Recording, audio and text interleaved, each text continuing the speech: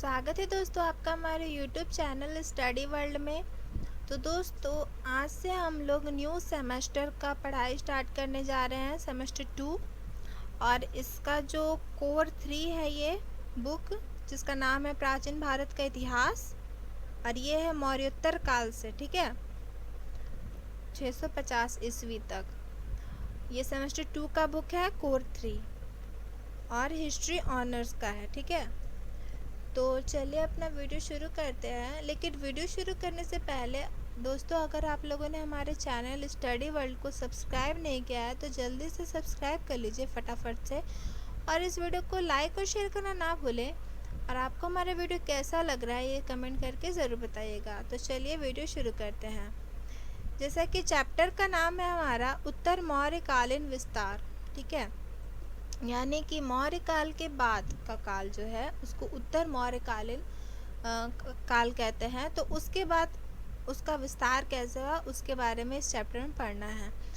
तो मौर्य काल के बाद का जो काल है उसको जानने से पहले हम लोग पहले मौर्यकालीन आक्रमण और उसके उस समय के काल को देख लेते हैं, ठीक है। तो मौर्य काल के समय में दो मुख्य आक्रमण होते हैं। सबसे पहला जो भारत पे आक्रमण करते हैं वे होते हैं ईरानी, ठीक है।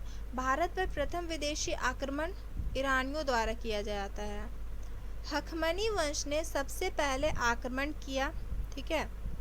हखमनी वंश जो था वो सबसे पहले भारत पे आक्रमण करता, जो कि ईरान से आया था। और इस वंश की स्थापना साइरस द्वितीय ने की थी, जो कि 558 से 529 बीसी तक वे उन्होंने अपना जीवन काल बिताया। और ये आक्रमण सफल नहीं हो पाया था। जो साइरस द्वितीय ने की थी आक्रमण, वो आक्रमण जो है वो सफल नहीं हो पाया था और वह सीमा प्रांत से ही वापस लौट गया था। फिर भारत पर प्रथम आक्रमण जो हुआ वो भी सफल, वो ईरान के डेरियस प्रथम द्वारा किया गया, ठीक है। इनको इतिहास में दारावन भी कहा जाता है। इसने 1516 बीसी में भारत के पश्चिमी प्रदेश, भारत जो है यहाँ पे उसके पश्चिमी प्रदेश को, जैसे ऊपरी भाग है इधर पश्चिमी हो जाता है, तो पश्चिमी प्रदेश के गांधार जिले को क्या किया उसने, जीत लिया। और उसने अपना वहाँ पे 20वां प्रांत बनाया। तो ईरानी जब आक्रमण करने आए और वो जब भारत में रहे तो उससे हमारे भारत पे क्या प्रभाव पड़ा इसको हम लोग देखते हैं। तो ईरानियों की सभ्यता का प्रभाव भारत की सभ्यता पर पड़ा है। और उनकी अरमाइक लिपि जो है, ठीक है, अरमाइक लिपि जो ईरान की लिपि थी, वो लिपि भारत में खरोष्टी लिपि को जन्म देती है। यानी कि जो भारत में खरोष्टी लिपि, जिसका जिक्र अशोक के बहुत सारे अभिलेखों ये सब में किया गया है, वो लिपि कहाँ से आई है, अरमाइक लिपि से आई है, जो कि ईरानियों की सभ्यता का देन है, ठीक है। फिर मौर्य काल में चंद्रगुप्त द्वारा जो राज प्रसाद बनवाया गया और अशोक द्वारा बहुत सारे स्तंभ बनवाए गए, ये सारी कलाएं जो हैं वो ईरानियों की देन है। ईरान और भारत में क्या हुआ, व्यापारिक संबंध भी बढ़ा। अब ईरानी जो आक्रमण किए उसके बाद दूसरा जो विदेशी आक्रमण था वो किया गया यूनानियों के तरफ से। इस यूनानी आक्रमण को हम लोग सिकंदर के तौर पे भी जान सकते हैं। फिलिप जो कि सिकंदर का पिता था, ठीक है, फादर था उसका, वो 359 में, ठीक है, 359 बीसी में मकदूनिया का शासक बना, ठीक है। और 329 बीसी में फिलिप जो है वो मारा गया, और उसे मारा किसने, सिकंदर ने। इसके बाद इसके बाद उसका पुत्र जो सिकंदर है वो 20 वर्ष की आयु में सम्राट बन गया, जो कि बहुत ही छोटी उम्र थी। सिकंदर के गुरु जो थे वो थे अरस्तु। सिकंदर ने विश्व विजेता बनने की इच्छा जाहिर की, और यह इच्छा जो है उसके अंतर्मन में डालने वाले उनके गुरु अरस्तु थे, और वह सर्वप्रथम भारत को जीतना चाहता था। सिकंदर 326 बीसी में 326 बीसी में वह भारत पर आक्रमण करने के लिए निकल पड़ा। हिंद कुश के पर्वतों को वो पार किया। फिर उसने तक्षशिला के राजा, यहाँ पे टाइपिंग मिस्टेक है, वहाँ के राजा आम्भी का सामना किया। ठीक है, आम्भी ने क्या किया, आत्मसमर्पण कर दिया और सिकंदर की मदद करने लगा, किसमें, भारत के विजय पे। ठीक है, और सिकंदर जो है वो फिर पंजाब की ओर बढ़ा, जहाँ के राजा जो थे वो थे पोरस। नेक्स्ट अगेन, जहाँ के राजा पोरस थे, जिसका शासन जो है वो चिनाब और झेलम नदी के बीच में था। सिकंदर और पोरस के बीच युद्ध हुआ, बहुत ही घमासान युद्ध हुआ, और उसमें पोरस जो है वो हार गया। सिकंदर और पोरस, ये मोस्ट इम्पॉर्टेंट लाइन है इसलिए मैंने इसे रेड करके लिखा हुआ है। सिकंदर और पोरस के बीच क्या हुआ, युद्ध जो है वो झेलम नदी के किनारे यानी कि तट पर हुआ। ठीक है, इसलिए इस युद्ध को झेलम का युद्ध या हाइडेस्पिच का युद्ध भी कहा जाता है। अब इसे हाइडेस्पिच का युद्ध क्यों कहा जाता है, वो इसलिए क्योंकि इसे यूनान में झेलम नदी को हाइडेस्पिच कहा जाता है, इसलिए ये यूनानी भाषा है हाइडेस्पिच और ये हिंदी भाषा है झेलम। सिकंदर की सेना आगे बढ़ी, ठीक है, और व्यास नदी के तट पर पहुंची। ठीक, जब वो पोरस से युद्ध कर लेती है उसके बाद वो उसकी सेना जो है वो आगे बढ़ती है और वो व्यास नदी पे पहुंचती है, परंतु सिकंदर की जो सेना है वो व्यास नदी पार करने से मना कर देती है, जिसके कई कारण सुनने में आए हैं। पहला कारण यह है कि सेना जो है वो यूनान से लड़ते आ रही थी, जिसके कारण सेना जो है वो काफ़ी थक चुकी थी और वो आगे लड़ने को मतलब कि उसमें आगे लड़ने के लिए उसमें क्षमता नहीं बची थी, शक्ति नहीं बची थी। यूनान और भारत की जलवायु में काफ़ी अंतर था, जिसके कारण वे भारत से जाना चाहते थे। अब हुआ क्या कि जैसे यूनान का जलवायु अलग और भारत का जलवायु अलग था, जिसके कारण वो भारत की जलवायु में अपने आप को स्थापित नहीं कर पा रहे थे, इसलिए वो भारत से जल्दी ही जाना चाहते थे। सिकंदर की सेना ने सोचा कि जब पंजाब के इतने छोटे राजा ने हमारी यह दशा की, तो आगे तो मगध जैसा विशाल साम्राज्य है। इस भय से उसने क्या किया, उन लोगों ने आगे जाने से मना कर दिया। ठीक है, जो सिकंदर की जो सेना थी उन्होंने ये सोचा कि जैसे कि आगे तो इतना छोटा साम्राज्य था पंजाब, उसके राजा पोरस ने सिकंदर की सेना की ये हालत कर दी। इतना अगर वो जीता नहीं फिर भी वो मतलब कि पूरा ऐसे हार नहीं माना, वो बहुत लड़ा और जो सिकंदर की सेना थी उसका जो है मतलब कि एक तरह से बोला जाए तो उनको थका दिया। तो इसलिए उन लोगों ने सोचा कि आगे तो मगध जैसा विशाल साम्राज्य है, तो वहाँ जाने पे उसको क्या होगा, इस कारण क्या हुआ, उन लोगों ने भय से आगे जाने से मना कर दिया। सिकंदर की सेना 325 बीसी में वापस लौट गई। ठीक है, सिकंदर की सेना जो है वो 325 बीसी में वापस लौट गई। सिकंदर भारत में 19 माह तक रहता है और जाते वक्त जो सिकंदर की सेना है वो दो भागों में बट जाती है। एक जो सेना है वो होती है जल सेना, दूसरी होती है थल सेना। और लौटने के वक्त होता क्या है, 333 बीसी में सिकंदर की मृत्यु हो जाती है बेबीलोन में। भारत में जितने भी उसने राज्य जीते थे वो क्या करता है, अपने सेनापति सेल्यूकस निकेटर को सौंप देता है। अब ये यूनानियों द्वारा यानी सिकंदर जो भारत पे आए, इसके भारत में प्रभाव क्या हुए उसके बारे में जानते हैं। सिकंदर ने भारत में 2 शहर बसाए, एक का नाम था निकिया और दूसरा का नाम था बौकैफला। निकिया का अर्थ होता है विजेता यानी कि विजय प्राप्त करने वाला, जो उसने पोरस से जीतने के बाद रखा। और बौकैफला जो है उसके घोड़े का नाम था, तो उसने अपने घोड़े के नाम पे उस शहर का नाम रखा। गांधार कला का विकास यूनानी प्रभाव का परिणाम था। भारत का एकीकरण जो कि मौर्य काल के समय हुआ वो सिकंदर के विजय कामना की उपज थी, यानी कि भारत का जो एकीकरण था, ठीक है, वो मौर्य काल के समय में हुआ। तो हुआ कैसे, सिकंदर के मन में सबसे पहले आया था कि वो पूरे विश्व को जीतेगा, भारत को जीतेगा। तो इस कारण मौर्य काल के समय में अशोक और चंद्रगुप्त मौर्य ये सबको ये समझ में आया कि अगर हम अपने देश को एकजुट करके रखेंगे, एकीकरण करके रखेंगे, तो हमारे देश में किसी भी बाहरी आक्रमणकारियों को घुसने से मतलब उनको डर लगेगा और वो नहीं घुसेंगे, और हमारा जो देश है और हमारा जो राज्य है वो आक्रमणकारियों से सुरक्षित रहेगा और यूनानियों से संबंध और व्यापार बढ़ते हैं। अब हम लोग बात कर लेते हैं मौर्योत्तर कालीन आक्रमण की। ठीक है, मौर्योत्तर कालीन आक्रमण यानी कि मौर्य काल के समय जो आक्रमण हुए थे, यानी कि मौर्य काल के बाद का आक्रमण। ठीक है, मौर्य साम्राज्य के पतन के बाद बहुत सारे छोटे छोटे जनपदों का उदय हो गया। ठीक है, यानी कि 16 जनपद कुल थे, हम लोगों ने 12th में भी पढ़ा है, जिससे आकर्षित होकर कई आक्रमणकारियों ने भारत पर हमला किया।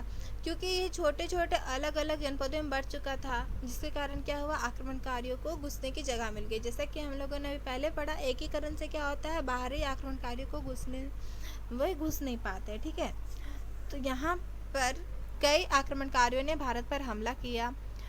4 प्रमुख थे। सबसे पहले आए थे हिंद यूनानी, ठीक है, जिन्हें ग्रीक भी कहते हैं, इंडो ग्रीक भी कहते हैं और बैक्ट्रियन भी कहते हैं।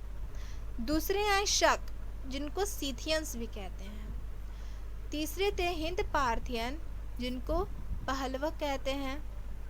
चौथे हैं कुषाण।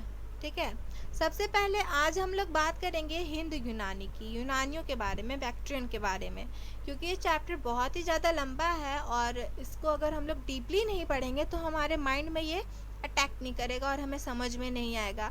इसलिए मैंने इसे पॉइंट वाइज कर करके बताया। तो आज मैं आपको यूनानियों के बारे में बता रही हूँ, बैक्ट्रियन के बारे में, फिर अगले वीडियो में शक के बारे में बताऊँगी, इस तरह करके। ठीक है, तो चलिए आज हम लोग यूनानियों के बारे में पढ़ते हैं। यूनानी नरेश, जो कि सेल्यूकस निकेटर था, हम लोगों ने पहले पढ़ा, आपको याद होगा अभी जस्ट, कि सिकंदर जो है वो जब जाने लगा, जब उसकी मृत्यु हो रही थी, तो उसने क्या किया था, सेल्यूकस निकेटर को भारत में जितने भी राज्य उसने जीते थे उसे सौंप दिया था। तो बाद में सेल्यूकस निकेटर जो है वो यूनानी नरेश बन गया। उसकी मृत्यु के पश्चात हुआ क्या कि यूनानी साम्राज्य के 2 प्रदेश, पार्थिया और बैक्ट्रिया, स्वतंत्र हो गए। बैक्ट्रिया के स्वतंत्र शासक डिमिट्रियस ने 183 में भारत के सीमांत क्षेत्र पर आक्रमण कर दिया। जो डिमिट्रियस थे वे बहुत ही ज़्यादा वीर थे, ठीक है, साहसी थे और साम्राज्यवादी थे, यानी कि अपना साम्राज्य को विस्तार करना, उसकी देखरेख करना, इस प्रकार के वे थे। उसने काबुल तथा पंजाब पर अपना अधिकार स्थापित कर लिया था और उसने अपने सेनापति को अपने सेनापति को, यहाँ पे थोड़ा सा गलत टाइपिंग हो गया है, वहाँ पे उसने अपने सेना को 2 भाग में किया। ठीक है, एक भाग का नेतृत्व उसने अपने दामाद मिनांडर को दिया, ठीक है, जो कि वो उसका सेनापति था, उसको सौंपा, और दूसरा मगध सौंपा, और उसे क्या किया कि मगध की राजधानी की ओर बढ़ने की आज्ञा दे दी। जो कि उसका दामाद था, उसने क्या किया कि एक भाग जो है उसको उसके नेतृत्व में सौंपा, जो कि उसका सेनापति भी था और दामाद भी था, और उसने कहा कि वो मगध की राजधानी की ओर बढ़े। ठीक है, और वो पूर्व की ओर से बढ़ा था, और शेष सेना के साथ वो जो डिमिट्रियस था वो क्या किया, पश्चिमी मार्ग से पाटलिपुत्र की ओर बढ़ा। पश्चिम तथा पूर्व की ओर से दोनों सेना बढ़ती हुई जा रही थी, ठीक है, यवन की सेना। और फिर उसने उस ओर बढ़ते हुए पांचाल, मध्यमिका और अयोध्या को जीत लिया। ठीक है, और पाटलिपुत्र जो है, जो कि मगध की राजधानी थी उस वक्त, उसको भी पूरी तरह से घेर लिया और उसमें भयंकर प्रहार भी किया। और यह यूनानी का भारतवर्ष पे पहला आक्रमण था, यूनानियों का भारतवर्ष पे पहला आक्रमण था। इसके पूर्व डिमिट्रियस ने यहाँ पे मिस्टेक हो गया है, यहाँ पे मध्य भारत पे पहला आक्रमण था। ठीक है, इसके पूर्व डिमिट्रियस ने मध्य देश की राजधानी सियालकोट में अपना अधिकार जमा लिया था, लेकिन कलिंग के जो खारवेल थे, राजा खारवेल जो थे, उन्होंने क्या किया, उसे मार भगाया था। फिर खारवेल ने पंजाब में भी आक्रमण किया और वहां से भी यवनों को मार भगाया था। फिर पुष्यमित्र शुंग जो थे, शुंग वंश, उन्होंने भी क्या किया, सिंधु नदी के दाहिनी ओर जितने भी यवन थे उनको परास्त कर दिया, और शुंगों ने क्या किया कि यवनों को भारत आने, मतलब कि भारत की ओर बढ़ने से रोक दिया। इसलिए डिमिट्रियस जो था उसने क्या किया कि भारत के सीमांत क्षेत्र में अपना राज्य स्थापित किया, परंतु उसने बैक्ट्रिया का अपना पुराना राज्य खो दिया, क्योंकि जिस समय वह भारत विजय में व्यस्त था उस समय यूक्रेटाइडिस, ठीक है, नामक सेनापति था उसका, उसने क्या किया, बैक्ट्रिया में विद्रोह करके अपना अधिकार जमा लिया। और जब डिमिट्रियस ने अपना पुराना राज्य वापस लेने के लिए युद्ध किया तो वो खुद हार गया। डिमिट्रियस का अधिकार पूर्वी पंजाब और सिंध पर था। डिमिट्रियस जो है वो पूर्वी पंजाब और सिंध पर उसका अधिकार था, और यूक्रेटाइडिस जो है उसका अधिकार बैक्ट्रिया पे था, यानी कि यूनान, काबुल की घाटी और पश्चिमी पंजाब पे था। यूक्रेटाइडिस जो है वो अपने पुत्र हेलियोक्लिस द्वारा मारा जाता है। बाद में बैक्ट्रिया पर शकों ने कब्जा कर लिया, यानी कि जो हेलियोक्लिस था उस पे क्या हुआ कि बाद में जो शक थे उन्होंने बैक्ट्रिया पर कब्जा कर लिया और भारत में भी यूनानी साम्राज्य जो जितने थे उसको नष्ट कर डाला। अब हम लोग मेनांडर के बारे में पढ़ेंगे, जो कि एक मोस्ट इम्पॉर्टेंट पर्सन हैं यूनान के शासकों में से। उनसे रिलेटेड बहुत सारे क्वेश्चंस आते हैं एग्ज़ाम्स में, तो आप उसे जान लेंगे तो अच्छा होगा और आप क्वेश्चंस को डील भी कर पाएंगे। तो मेनांडर जो है वो 165 से 145 BC तक रहता है। समस्त यूनानी शासकों में से मेनांडर सबसे महान शासक था। वह भारतीय इतिहास में बहुत प्रसिद्ध भी था। उसने सत्ता को और ज़्यादा मजबूत बना दिया। उसने साकल, मथुरा, साकेत को जीतते हुए क्या किया कि पाटलिपुत्र को घेर लिया था, परंतु पुष्यमित्र शुंग जो थे उन्होंने क्या किया, उसे रोका। फिर भी उसने क्या किया, मथुरा तक तो उसने अपना राज्य स्थापित कर ही लिया। अपने शासन के दौरान वो भारतीय संस्कृति से काफ़ी प्रभावित हुआ। इस दौरान उसकी मुलाकात एक बौद्ध दार्शनिक नागसेन से होती है और वो नागसेन जी से बहुत सारे सवाल पूछने लग जाता है, ठीक है। और नागसेन जी जो हैं वो भी उनके सारे सवालों का जवाब देते हैं और वो नागसेन जी के उत्तरों से बहुत ज़्यादा प्रभावित हो जाता है। बहुत ज़्यादा बौद्ध धर्म से रिलेटेड वो जितने भी क्वेश्चंस पूछता है वो सभी नागसेन जी देते हैं और उसे उनके उत्तरों से वो बहुत ज़्यादा प्रभावित हो जाता है और बौद्ध धर्म को वो अपना लेता है। मिलिंद और नागसेन जी का जो ये वार्तालाप हुआ है उसे एक पुस्तक में भी संग्रहित किया गया है जिसका नाम मिलिंद पन्नु है, जो हम लोगों ने 12th में भी पढ़ा है।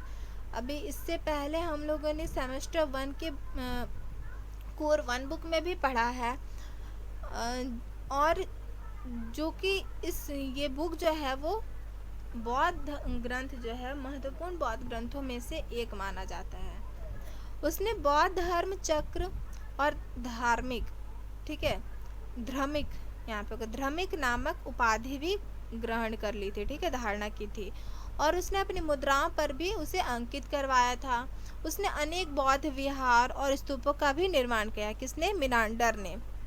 मेनांडर के उत्तराधिकारी बहुत ही ज़्यादा दुर्बल निकले और इसका परिणाम यह हुआ कि जो शक थे उन्होंने उसे हरा दिया और उनका राज्य का अंत हो गया। अब हम लोग बात करते हैं प्रभाव क्या हुआ यूनान का, यानी यूनानियों का भारत पर प्रभाव क्या हुआ, जो कि हम लोगों ने पहले ही पढ़ लिया मगर अभी हम लोग विस्तार से पढ़ते हैं। भारत के सीमांत क्षेत्रों में यूनानी लगभग 200 वर्ष तक रहे। इस लंबे समय में भारत में यूनानियों द्वारा बहुत सारे नगरों को बसाया गया। इस समय में भारतीयों और यूनानियों में गहरा संपर्क स्थापित हुआ, ठीक है। भारत पर यवनों के बहुत सारे प्रभाव पड़े हैं जो कि निम्नलिखित है। तो चलिए हम लोग देखेंगे कि भारत पे यूनानियों का क्या क्या प्रभाव पड़ा, तो इससे थोड़ा सा ज़्यादा डील करेंगे ताकि हमें अगर इससे रिलेटेड क्वेश्चन आ जाता है कि जैसे कि पूरा क्वेश्चन ना आए कि यूनानियों का आक्रमण ये सब लेकर के बताया, प्रभाव बताया, अगर सिर्फ प्रभाव आ जाता है तो हमें उतना बड़ा आंसर चाहिए होगा जिससे हमें अच्छे से अच्छे मार्क्स मिल सकें। तो सबसे पहले साहित्य पे जाते हैं। भारतीय सभ्यता पर यूनानियों के ज़्यादा प्रभाव नहीं पड़े, ठीक है, यानी कि साहित्य पे ज़्यादा प्रभाव यूनानियों के नहीं पड़े हैं। 2 से 4 शब्द ही जो हैं वो यूनानी भाषा के हैं, ऐसा माना जाता है, ठीक है।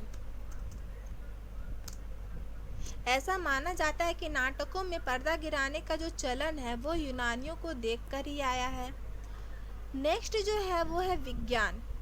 यवन चिकित्सकों को भारतीयों द्वारा सम्मान दिया गया, यानी कि जो यूनान के जो चिकित्सक थे, जो डॉक्टर्स थे, ठीक है, अभी हम लोग अपने भाषा में बोले तो जो डॉक्टर्स थे वो इंडियंस ने क्या किया, बहुत ज़्यादा सम्मान दिया।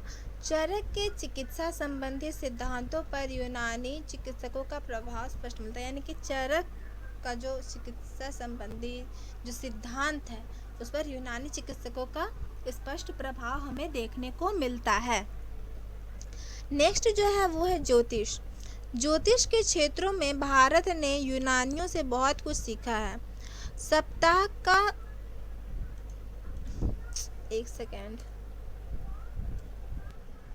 सप्ताह के 7 दिनों में विभाजन, ठीक है, सप्ताह का जो 7 दिनों में विभाजन किया जाता है वो भारतीयों ने क्या किया, यूनान से ही सीखा है। कैलेंडर का ज्ञान, ग्रहों का नामकरण, इस पर यूनानियों का स्पष्ट प्रभाव दिखता है। नक्षत्र देखकर जो भविष्य बताने की जो कला है वो हमें यूनान से ही सीखने को मिली है। नेक्स्ट जो है वो है धर्म। धार्मिक क्षेत्र में यूनानियों ने भारतीयों से काफ़ी सीखा है, ठीक है, यहाँ पे उल्टा हो रहा है, यूनानियों ने यहाँ पे भारतीयों से सीखा है। कई यूनानियों ने क्या किया, ब्राह्मण धर्म को अपनाया और ब्राह्मण देवी देवताओं की पूजा आराधना करने लगे और उन्होंने अपने भारतीय नाम भी रखे। नेक्स्ट है व्यापार। भारत से हाथी के दांत की वस्तुएं, यानी कि जो हाथी के दांत की बनी वस्तुएं होती थी वो और मसाले भेजे जाने लगे यूनान, और यूनान से क्या हुआ, लेखन सामग्री और यूनानी सुंदरियां भारत आने लगी। जैसा कि आप सभी जानते होंगे पहले सुंदरियां रखी जाती थी, दासियां रखी जाती थी जो कि विदेशों से मंगाई जाती थी, जो कि राजा के दरबार में और उनके जो भी जैसे उनके कक्ष में पहरेदारी के लिए लगाई जाती थी। इससे भारत में यूनानी शराब, अंगूर और दासियां काफ़ी लोकप्रिय हो गई। हुआ क्या कि जब यूनान और भारत में आपसी संपर्क बढ़ा तो हुआ क्या कि शराब जो है, यूनानी शराब, अंगूर और दासियां काफ़ी भारत में लोकप्रिय हो गई। फिर है मुद्रा कला। यूनानियों ने सबसे पहले भारत में सोने के सिक्के जारी किए। हिंद यूनानी अपने सिक्कों पे काल और राजा के चित्र को अंकित किया करते थे ताकि पता लग सके कि सिक्के किस राजा के काल के हैं, और ये बहुत ही ज़्यादा अच्छी एक तरह से सीख मिली भारत को। बाद में यही परंपरा भारत ने अपनाई जिसके कारण हमें इतिहास को लिखने में सहायता मिली, ठीक है। नेक्स्ट है कला। यूनानी जब भारत आए तो वे एक कला से परिपूर्ण थे जिसका नाम था हेलेनिस्टिक आर्ट, और ये कला उनकी अपनी कला थी। जब वे भारत आए तो उनकी कला और भारतीय कला का मिलन हुआ, ठीक है, और एक नए कला का निर्माण हुआ जो कि अफगानिस्तान की तरफ उसका विकास हुआ, जिसका नाम था गांधार कला, जो कि काफ़ी प्रचलित है भारत में। अतः ये कहा जा सकता है कि यूनानियों ने भारत को बहुत कुछ दिया है और बहुत कुछ लिया भी है, ठीक है। तो ये थे दोस्तों यूनान से भारत पे जो प्रभाव पड़े, और यूनानियों ने और ईरानियों ने भारत पे कब कब आक्रमण किया, उनसे भारत पे क्या प्रभाव पड़े, और मौर्य साम्राज्य और मौर्योत्तरकालीन साम्राज्य के बारे में भी हमें इस वीडियो से काफ़ी जानकारी मिल रही है। तो दोस्तों ये वीडियो आपको कैसा लग रहा है ये कमेंट करके बताना ना भूलें। और दोस्तों अगर अभी तक चैनल सब्सक्राइब नहीं किया तो सोचते क्यों हो भाइयों, प्लीज़ सब्सक्राइब कर लीजिए। ये आपके लिए बहुत ही ज़्यादा यूज़फुल होगा, क्योंकि अभी तो जैसे लॉकडाउन में क्लासेस चल नहीं रहे हैं, कॉलेजेस चल नहीं रही है, तो इसके कारण अभी घर बैठे सब ऑनलाइन स्टडीज़ कर रहे हैं। ऑनलाइन स्टडीज़ में भी बहुत सारे ऐसे टॉपिक्स हैं, ऐसे सब्जेक्ट्स हैं, यानी कि कोई सब्जेक्ट वाइज नहीं पढ़ा रहा, बुक वाइज नहीं पढ़ा रहा है, जैसे हमारे ऑनर्स पेपर्स को, ठीक है। क्लास 12 तक के जितने भी जो क्लासेस हैं वो तो हमें यूट्यूब पे मिल जाते हैं, लेकिन हमें अगर आप सर्च मारोगे तो जल्दी आपको बुक वाइज, चैप्टर वाइज आपको ऑनर्स पेपर्स नहीं कराए जा रहे हैं, ठीक है। शायद ही कोई है, वो भी दिल्ली यूनिवर्सिटी ये सब का कराया जा रहा है। तो मैं जो है वो CBCS पैटर्न्स का करा रही हूँ, BBMKU के यूनिवर्सिटी के जो भी है। तो दोस्तों, अगर आप लोगों को पढ़ना है और आप लोगों को ये वीडियो अच्छी लग रही है, मेरा समझाया हुआ आपको समझ में आता है, तो प्लीज़ दोस्तों सब्सक्राइब करना ना भूलें और इस वीडियो को लाइक और अपने सभी दोस्तों को शेयर ज़रूर करिए। प्लीज़ सपोर्ट करिए ताकि मैं भी आगे वीडियो बना सकूं, और इसी तरह हमारे चैनल को प्यार देते रहिए। Thank you for watching.